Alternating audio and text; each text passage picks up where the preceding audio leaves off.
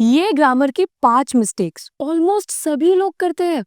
आप ये मिस्टेक्स ना करो तो वीडियो आखिरी तक देखना। She is afraid from the dogs. आपको भी डर लगता है क्या?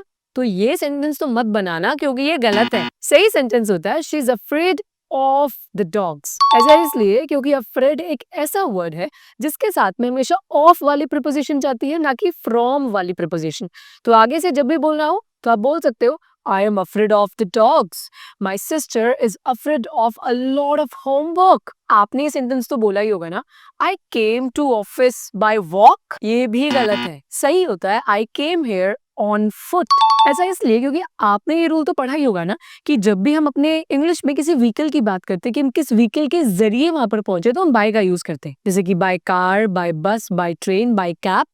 इसी तरीके से जब हम पैदल चल के आते हैं तो हम जिस चीज का इस्तेमाल करते हैं चलने के लिए वो होते हैं हमारे पैर। सो you can say I came here on foot, my brother goes to school on foot, my father goes to his office on foot. अच्छा, एक शॉर्ट क्विज। अब आप ये बताओ कि आई केम बाय मेट्रो होगा या फिर आई केम ऑन मेट्रो होगा? जल्दी कमेंट करो। I want to discuss about the matter. ये गलत है क्योंकि डिस्कस के साथ में हम अबाउट नहीं लगाते हैं, क्योंकि अबाउट का जो मीनिंग है वो डिस्कस ऑलरेडी अपने पास होल्ड करता है।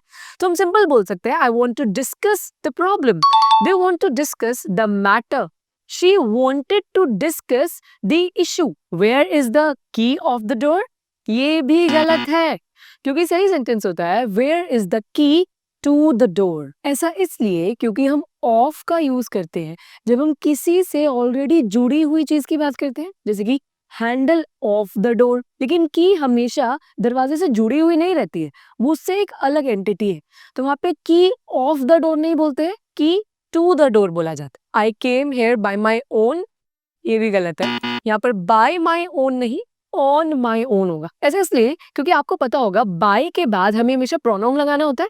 तो यहाँ पे बाय के बाद माई सेल्फ आएगा, लेकिन अगर आपको माई ओन लगाना है तो वहां बाय नहीं, यहाँ पर ओन आ जाएगा। आई केम ऑन माई ओन, जैसे कि she did this work on her own, my father completed the project on his own.